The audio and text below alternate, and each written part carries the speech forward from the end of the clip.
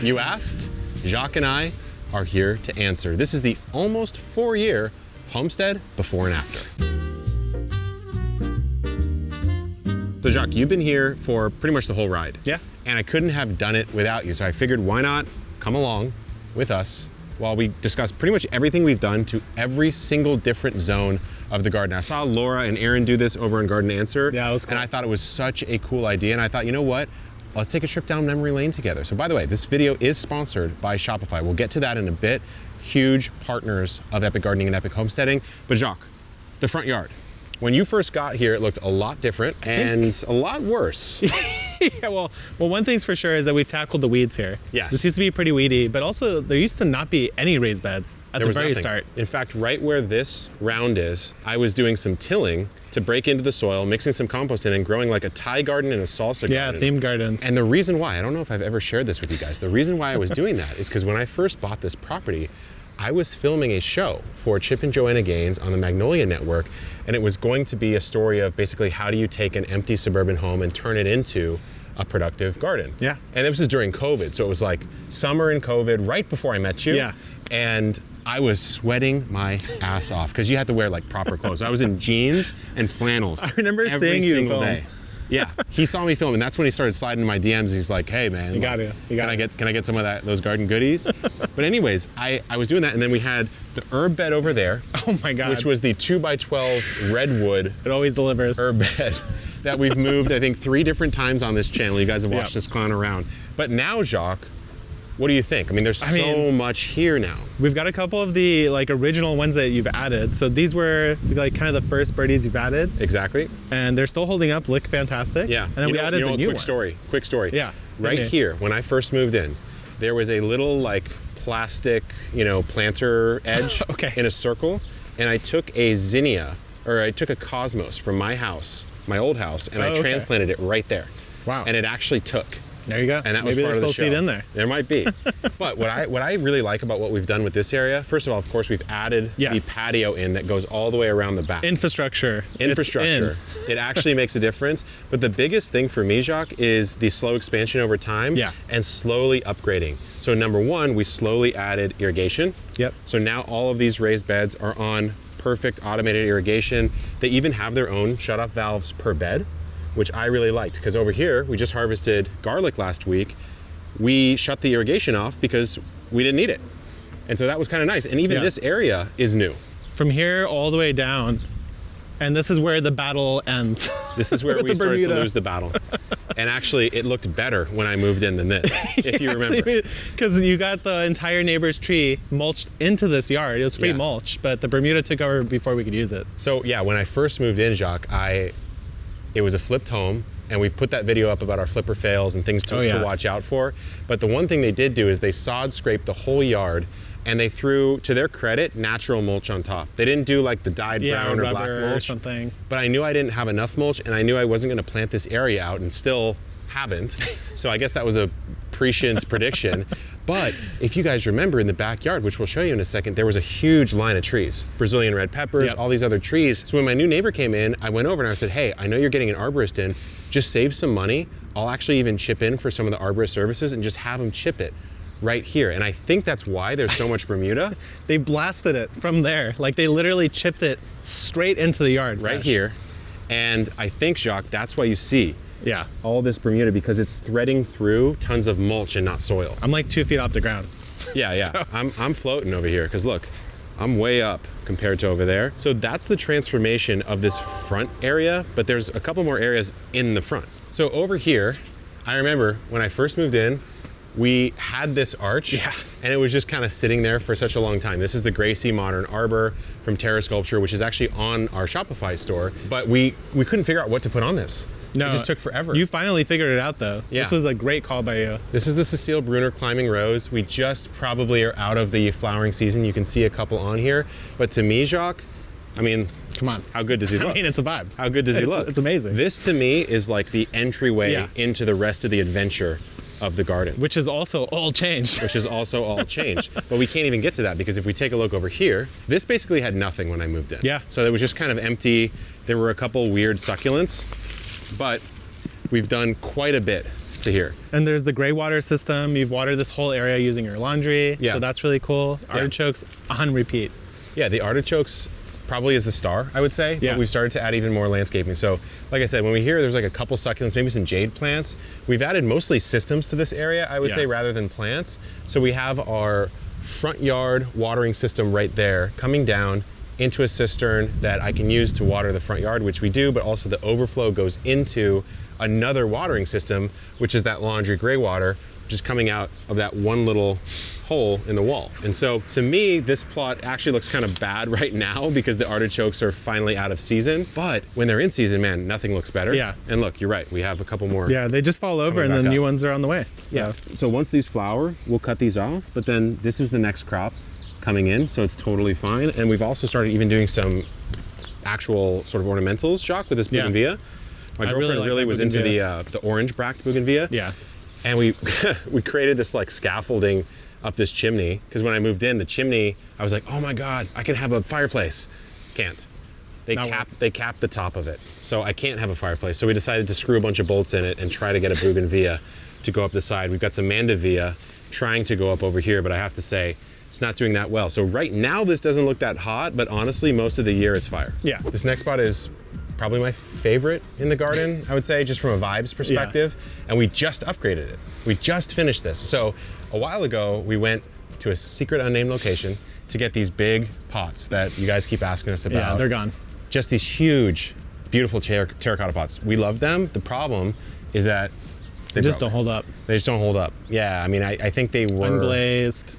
They were unglazed, they were from overseas, the quality wasn't great, but the size was great. So this is what the dragon fruit used to be in. What we ended up doing was using just 4 corners of our birdies raised beds and designing a new trellising system. So Jacques helped out here with a design. We actually put a concrete pillar in the ground. Yeah. Very deep, very anchored, and now we don't even have to worry about a big container because we just left the birdies bed, so now they could go into native soil. Yeah, so before they were hitting the bottom of the container and actually starting to split it.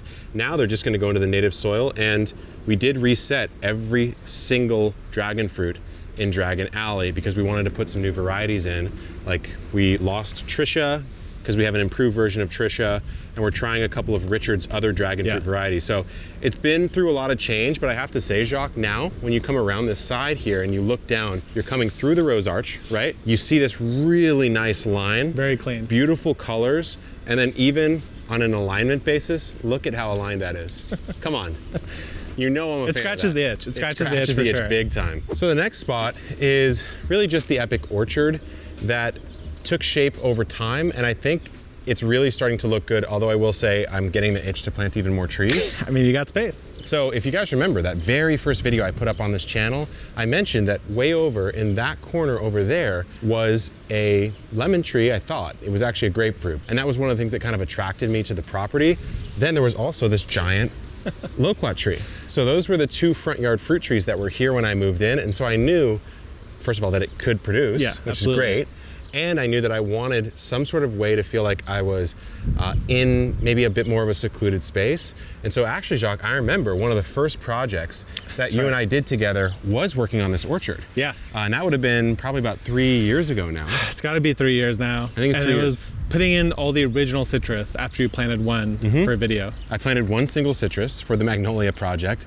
And then, let's take a look. You and I spent, I think, a good couple days over here putting in every single one of these citrus, at least the first 8. Yeah, and so they're all in a straight line, evenly spaced. You know what I remember too is you were like, really, 4 feet apart? You were very confused. I was very confused. And you were just like, I guess I'll do it. But I have to say, I mean, look at this. It's never looks better. It's never looks better. And the goal, so like imagine you're Jacques right here. You're watching this video, you're Jacques. Watch me disappear. Look at this. It's hard to see if you're at normal height. You are starting to get blocked, right? Which is exactly what we want. Like, where is he? Where is he? It's a hedgerow of citrus, so you can actually eat it. So it's amazing. So it's worked out really well. I mean, this is I love this idea so much. This is our Valencia. Ooh. Beautiful, right? One of my favorites. Definitely keeping that. Don't worry about it. Little snacky. So one of the things that I really wanted to do here, because I knew that trees require quite a bit of water, especially these fruiting trees, is we plumbed my shower gray water inside my house and now my outdoor shower, which I'll show you in a second, to come out here. So Jacques just unclogged it here, or opened it up. Still working. Still working. So there's one of the pipes where the water comes out. Yep. It's a little gross, but that's fine. Yeah, Snail City. But that floods this whole basin, which is full of wood chips, and that passively wicks and irrigates all the trees. Yeah, and so now when I take an outdoor shower, I have no guilt on if I want to take a nice long hot shower. Do it. Because it's all coming right here. And per my calculations, there's almost no amount of shower I can take that would overwater this area. I see. Especially as these get older. I could pretty much take like a 20-minute shower every day. Now I don't, but I don't feel guilty, I guess. Yeah, that's with a all nice that water, thing. It's like you know? a compost pile. Like if you waste a little bit, you just throw it in there, no big deal. Yeah, it's exactly. And so we've had a lot of good harvests this year and also years prior from this peach tree. Probably my favorite fruit tree that we've put in. The crazy thing about the story of this peach tree was that it was going to be thrown away. Yeah. It was in a big 15-gallon pot. It looked horrible. The soil was full of water, it was rotting. And what we did is we just cut the top off, put new soil, and this is what we got. The best tree on the property. Let's come around and show them where the cut mark is, because this to me was striking. It's this way was in this there. was one of your insights. You were like, you know what, it's gonna die, so let's just cut it. Yeah. And that's the cut mark right there. And the second you did that, A new branch took over as like the main lead, and it's so thick and it's covered in fruit. it just came to life. And I Insane. have to say, this season I think is probably the best prune job we did. Yeah, Because and you this thinned structure it. is beautiful. Absolutely beautiful. So you'll be seeing a fruit tasting pretty soon here. Ooh. We almost went to the backyard without showing you some of the other infrastructure. So when I first moved in here, there were 7 types of fences. 7 different types of fences on this property, including a chain link, a weird like shiplap type of thing, and then a worse version of this. And so when we did all the fencing projects, I just wanted to harmonize. I wanted one type of fence, ideally tall, and Settle one for type low. Yeah, exactly. And so this, to me, this was a flipper designed fence that we rebuilt. Yeah. I don't actually mind the look. I think it looks nice because what you changed was staining the wood, right? We stained the wood and we used a higher quality wood, and we also shored up the distance. Oh, right. So it used to be an 8-foot Every distance other- between posts, and now it's about a 4-foot, because what we were getting, they had used a worse quality wood and it was longer, so it was warping like crazy. Yeah, that's right. And sagging and looking all weird. Yeah, so what we did is we harmonized that across this entire area, and we also brought it all the way up to the front porch here so that it looks all the same, which is, I think, just really nice. And then you've got a couple other little ditties. Put some roses in here. This, again, just had like random jade. Yeah. My it looks girlfriend has way taken better. over most of this, and I think done a pretty good job landscaping it. But remember, Jacques, when you would come over and work, you would just be able to walk in right here. Yeah, that's right. And so- There's nothing. There was nothing here at all, which did not feel that safe. So I decided to get a little extra, and I put in a big gate, taller than me, with a little plant thing. So this is my like little fancy treat, but it gave me a sense of security as well. And also the fence for the backyard. Exactly. We're back in the backyard, which has undergone the most stark transformation Absolutely. ever, Jacques. But we do have to talk about the sponsor of today's video, which is Shopify, our commerce partner of choice here at Epic Gardening. Believe me when I tell you, you really just wouldn't be seeing these videos in the way that you can today without Shopify. Far and away our most valuable partner in commerce. As you know, 2019, we started offering Birdie's raised beds to you guys, and that really took off, and that was amazing. And what I did is I knew nothing about commerce whatsoever. I knew about gardening, I knew about making videos, and that was about it.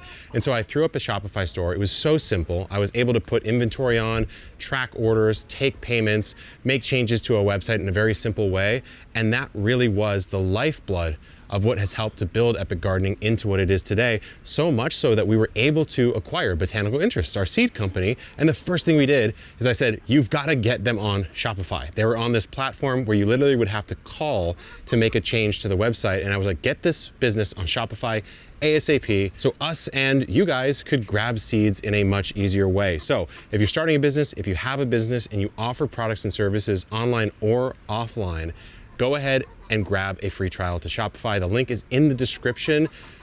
I can't stress how good Shopify is as a commerce platform. It is far and away the best thing out there, so we love it. Let's get back to the tour. So Jacques, the shed. This is the thing I'm most envious of. Really? I think. You know why? Remember when I did the video on this channel when I snuck over to Jacques' house when he was on vacation and we exposed the secret of the And you hermit? broke my shed? I broke his shed, but you can't break something that he doesn't even know what's in it. It might be toxic sludge in there. There is. So hopefully you get a new shed, Jacques, but that's one of the things that I did, because I don't know if you remember this, but back when you first started working here, there was a shed roughly where that squash is right now. I don't think it was just- even up. Yeah, it was just sitting right in the middle in a pile of weeds. This entire backyard had a single weird shed that was too small for me to fit in, an apricot tree, which is still there, and a plum tree, which I accidentally killed. That was the only things in the backyard. And so what I did is I said, I need to get a shed in, right? And I put the shed on the side of the property. You can see the fence right there, because I knew I could design from the edge, Jacques. Yeah. Because I'm not going to make a mistake. Yeah, you can't just put it in the middle and then build around it. But here it's like, you know you're not going to put anything else here. Exactly. So the shed's an 8x10 shed, and we had, I think, Quality Sheds came out and did it. We've got peppers hanging up in here. I mean, this is like far and away. It's utilized. It's absolutely utilized. 8x10 is, in a lot of areas at least, the space you can get a shed built without having to permit it, which is why I did it this way. Makes sense. And then because my house is a flat roof, so it slants backwards. And yours is also flat, isn't it? Yeah. Yeah, so Unfortunate. This area is kind of a flat roof zone. But either way, it slants backwards, so the aesthetic of my house is flat roof with these like parapet style castle walls kind of on the outside. So I was like, you know what, I'll have this shed kind of slant this way as well. And eventually we put rainwater capture on the shed, and it's like a 200-gallon cistern that captures quite a bit of rain. So to me, this was like the first unlocker, because I had a lot of gear from the old house that I had to just get over here. Yeah. And so designed from the perimeter, shed went in, knocked down the old shed, and then I at least had like a home base to start building from. Wasn't there like a grow bag garden here? Is that like one of the first things you had? Actually, you're right, because the shed was there, the old shed was there, and I think right around where you're standing, I put like a 5x5 grow bag garden, all these colorful grow bags, and set it up in irrigation. I do remember that. Because I was going back and forth from my old house, which you guys know that I was renting at the time. I was driving down in the morning, trying to garden here and set up the new property and then film the show.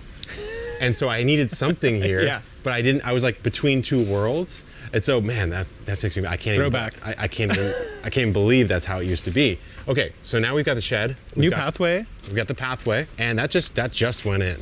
But what we have here is the coop. This was a little bit of a later ad, I would say 2 years ago now. It's one of the final trees we removed here. Oh, God. Oh, Manchego. Manchego. Not gonna lie, that kind of startled me. You got a little scared. That's okay. That's our Jubilee Orpington. She's being an Orpington, I guess. Rufio's out. Rufio was actually just, she had an injury. So we've been taking care of Rufio, giving her a little bit of TLC. She was limping on her right or left leg, and we had to kind of baby her for quite some time.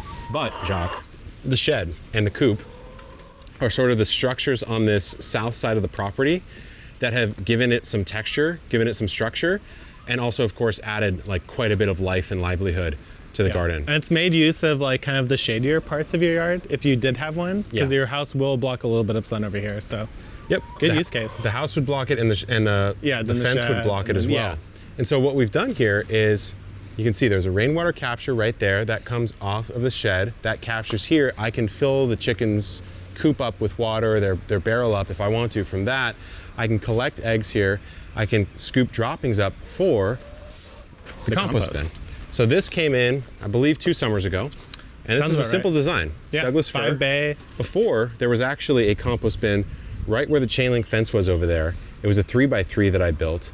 And once we put the new fence in, we decided, since the backyard garden's gonna be in ground, this is where most of our like organic material is gonna come from, let's put not only a 3 bay, but not only a 5 bay, but a 5 bay with a very big first bay and a very big last bay. And so we've gone through a few cycles of compost here now, which I'm actually really proud of. You can see this is the newest one. It's cooking right now. It's 100 degrees. Is it really? Yeah, we're cooking. And then over here, we just did our first coop clean out. Oh, yeah. So I just did my very first deep litter clean out, which is why you can see so much chicken droppings in there. A lot of fertility. It's cooking. And that's why I located it like this, Jacques, because you see here, right? You come out.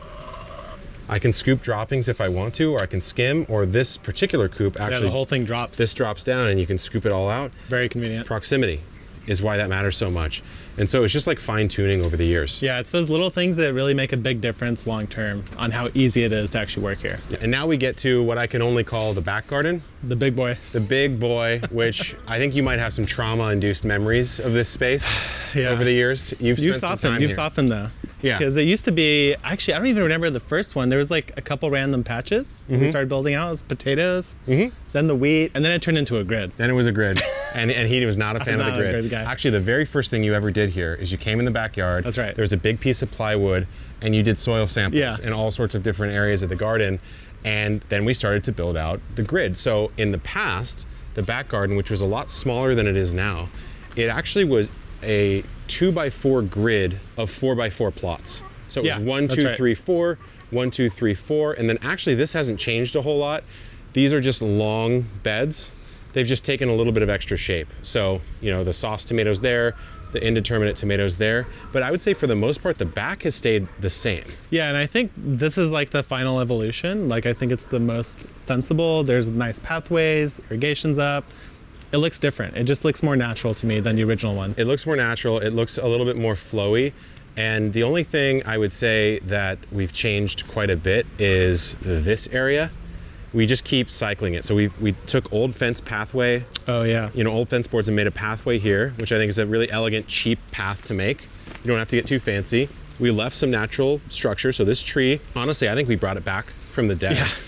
And then this area we just finished doing irrigation on, and we did a little bit different, kind of more up your alley style irrigation. Yeah, I do like this way. This is more like a mainline poly tubing with perforations instead of a drip tape, which I think holds up over the long term. Yeah, and it's also more, you could do like curves. So for this garden, it was kind of the only option. And so what we've done on like a crop rotation basis is, I would say we've started to lightly rotate. Like the peppers have never been in this area before. This is the first time they're here. But on the flip side, the tomatoes have pretty much always been where they are, especially the back tomatoes. But we've just kept playing around in the back with in-ground planting techniques and methods, as well as like spacing. I think for me, I learned a lot of lessons about in-ground gardening after I started moving into this place. And specifically with my tomatoes, I learned if you have the space, take the space. Yeah, right? The spacing is way different in ground, because like in raised beds, they have so much water, nutrients. You could get a little tighter, get away with it, but I mean, it's working. Your tomatoes look great, and you have even beefsteaks on the way already. Yeah, I've got beefsteaks on the way in early, late May. And then, I mean, come on. That's a nice It's just truss. looking really, really nice. And honestly, Jacques, we've actually gone back and forth on a lot of different trellising methods. So we did a Florida weave right here a couple years ago. That's right. Yeah. And then we've done standard sort of stakes. And then we did, I believe, I think we did a conduit style trellis in the back. With string, same idea at least. This one might be my favorite. I think it's aesthetically very pleasing. It's also not that expensive, and it is completely uninstallable. These 4x4s, which I believe are redwood. Yeah, I can't remember exactly what it is, but it's not like pine. It's not a cheap pine, but either way, we used a power planter to dig into the ground to install these. It's basically rammed earth. Yeah, we just no rammed concrete. it about 3 feet, no concrete, and then we made a slight modification here that I think is super helpful. You do 2x4s, and you do them a long way so they don't bow and bend, like they don't kind of sag out. Yeah, like because before we had them flat, and then they started to sag, and it didn't look good. So didn't look that good. But And this has also, been holding up. Yeah, this has really been holding up, and honestly, I'm glad we did it, because look at this curvature. It even is curving slightly. Yeah. Just on that, because you're going to be putting on some size. Oh yeah. With these tomatoes. The only thing I'm happy about is that the raspberries did not actually take over this side, because originally we tried putting berries, or not originally, but we tried transitioning to berries, but it didn't work. Yeah, you guys have asked me a lot actually what have happened to the berries. I'm not ready to process the guilt and trauma, because we put, I think, 14 different berries here, and every single one died, and we're trying to figure out what we did wrong, and we couldn't really quite crack it. And so we are going to bring berries back, and you'll see where we're doing those soon, but for now, it's Tomato Alley. Tomato Alley. We're over in the second half of the backyard now, and we've got quite the forest here, Jacques. Oh yeah. This actually used to be the herb bed that was in the front yard. I think this is the third place that we moved. It used to be somewhere in the middle too. Yeah, it used to be actually right in the middle of that garden in the backyard. So this used to be the herb bed. We combined 2 birdies beds, and we decided, why not do asparagus? And I really like this location for it, because asparagus is like a 20 to 30 year crop. And so it's far away from the house. Half the year it looks like this or nothing. And so I don't really want to see it that much. You don't want it front and center. You don't want it front and center. Not a front center crop. The one thing we did though, Jacques, which I kind of like, is we built this maker pipe frame kit, and we just used some more robust paracord just to keep all of the fronds in control. Because they get crazy. They start flopping all over the place. Because if you don't know how asparagus grows, you've got the asparagus right here, which if left unharvested, just becomes this. And so you'll have the male and the female, and this is really what's developing the crowns underground for the next season. So right now, The asparagus kind of looks crazy. Honestly, it looks kind of cool. Yeah, this is year 2. So next year, two. I think you could probably harvest however much you want. A ton of it. And then we've been ignoring probably the most significant development on the property, which would be not the onions, but the greenhouse. Game changer. And this one, yeah, I mean, the second that we put this in, I realized why everyone wants a greenhouse. And I think it's natural to say like, hey, you live in San Diego, dude, do you need a greenhouse? I think I do. I think I do. And now you have one, Jacques. Yeah, it's worth it. It's worth it. And so what we noticed is so much more consistency out of all the seeds that we were starting and the different types of plants that we're trying to cultivate in here. So the fan's on right now, so I won't go in, but there's plenty of shots that we can show you of it.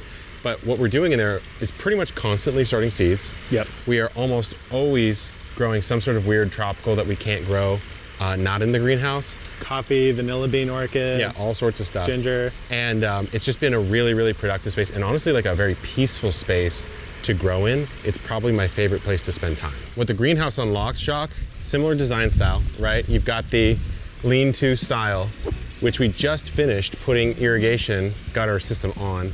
That'll drop down to here, which we haven't plumbed this up yet, but I don't even know if you've really looked at this back orchard in a while. Not much. We've got the quad grafted Asian pear, which good. wasn't even here until this year. Yeah. And then we've got the double planted European style pears. So 2 in 1. 2 in 1, really close together. And then over here, we've got a cherry tree. I really hope the cherry tree does well, because that would be so much fun to actually harvest cherries. I would be stoked about that. And then my girlfriend's personal favorite, which would be the persimmon. And you actually spotted, Look at that, we've got persimmons on here right now, which really shouldn't happen in year 1, so I'm pretty stoked about that. You're leaving it. I'm leaving it, but here's the thing, man. This is why I planted this way. Because we're about to talk about the test garden, which has gone through a whirlwind of changes. Oh, yeah. But if you really look at how that's gonna work, right? You're gonna get water off of that. It's gonna gutter down here. We're gonna use a pipe and get it up to roughly this corner over here. And then we're gonna disperse it right here and right there. And so again, not quite like the shower gray water, but a similar irrigation idea. Yeah, so moving like, the water where you want it. Shunt that extra water towards an orchard system because it can sure take it. And now we get to probably our most epic of projects here in the backyard. This is the one that has gone through the most change every single season. So I want to say season 1, it was nothing. Yeah. Season dirt. Season 2, it was cover crops. And maybe 100 potatoes, none of which made it. A lot of potatoes, and then the machete boys came out. Yeah. And we did a little Cleaned chopping it up, cleaned it up. Then the next year, we did a corn maze. The amazing maze.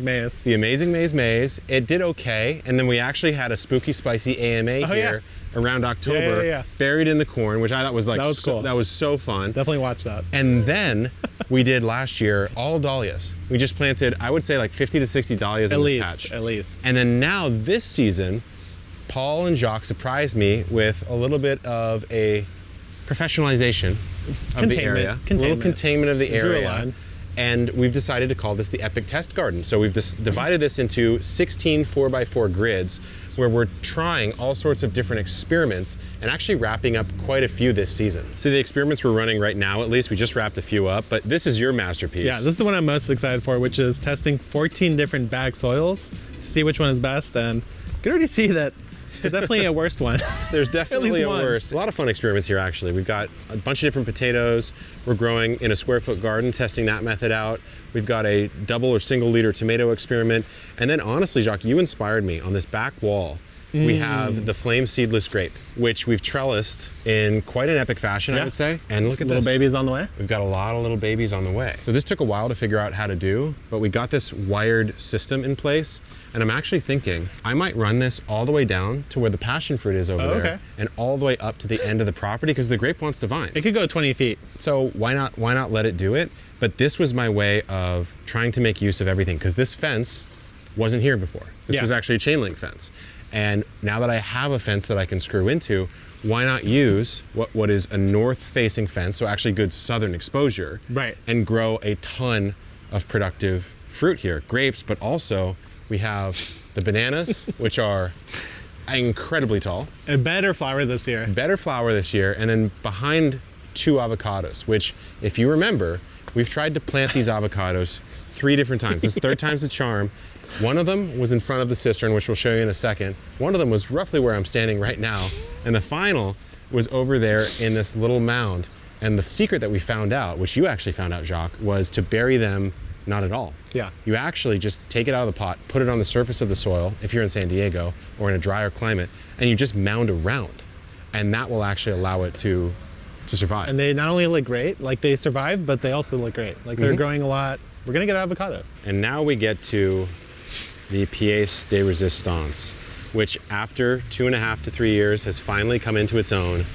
The epic ponds. The ecosystem. The ecosystem, which we've added some really kind of funny elements to right now.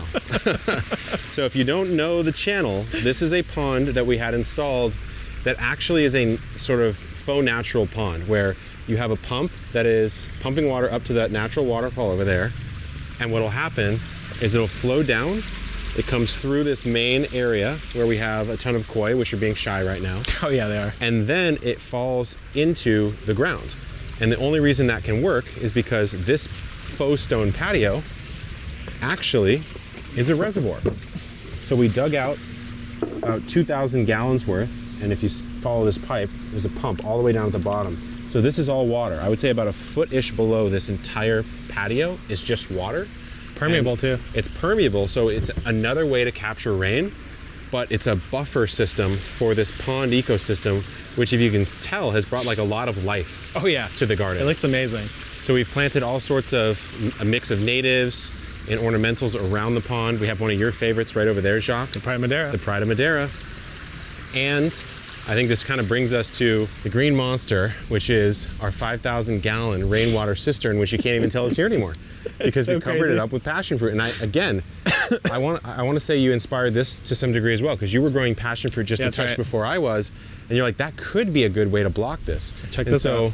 yeah, Little baby's on the way. we got baby passion fruit on the way, which if you're at a luxury market, that's like a $4 fruit right there. This is a money tree. So this is money does grow on trees, but this kind of brings us to probably the most ambitious part of the homestead systems, which would be the rainwater capture. Oh, yeah. And so off of the entire flat roof right back there, we have an underground system that takes water and gravity feeds it into this 5,000 gallon cistern.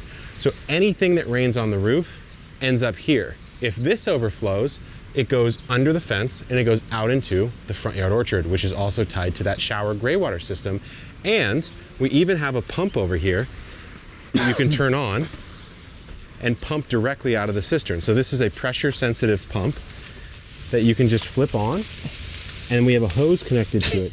So you can water from this sort of offline system. It's not connected to the city Yep. grid, but you can water this entire pond ecosystem with fresh rainwater. Jacques' not allowed in this part of the homestead. This is the outdoor shower that we put in.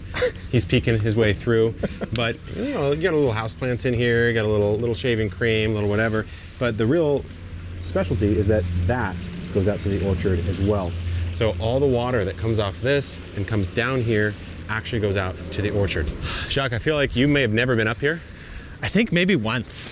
For me, a it's rare occasion. For me, it's been quite a while. But actually, when I first moved in here, I knew I wanted solar because I knew I wanted like a sustainable homestead. And to get solar, I actually had to put a new roof on. So this is what's called a TPO roof. I used to have a torch down roof, which I think is the way that yours is set up right now. Yeah, do not recommend. It's not great. It's a little old school, but it's the most common roofing type for a flat roof, which is what we both have. So what I did is I replaced the roof, and then we did solar.